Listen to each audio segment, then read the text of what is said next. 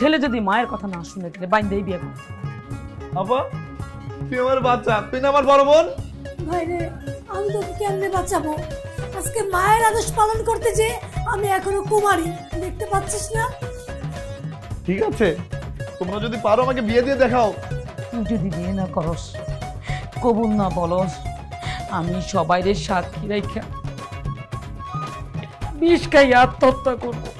মা তুমি এসব কি বলতেছো? এই যদি মান সম্মান না থাকে তাহলে জীবনটাই কে লাভ কি? আমি ঠিকই এই বিষ খাই আত্মহত্যা করবো, আমি মরে যাবো। আমাকে দাও, ছাড়ো, পাগলামি করো না। আমি বুঝতে পারছি তোমরা সবাই আমার জীবনটাকে নষ্ট করার জন্য উঠে পড়ে লেগেছো। ঠিক আছে আমি রাজি। আলহামদুলিল্লাহ, আলহামদুলিল্লাহ। না আমি শরবত খাবো। বিয়ে পড়া খাতুন আপনার বিয়ে করতে। কবুল কবুল কবুল। আলহামদুলিল্লাহ, আলহামদুলিল্লাহ, আলহামদুলিল্লাহ।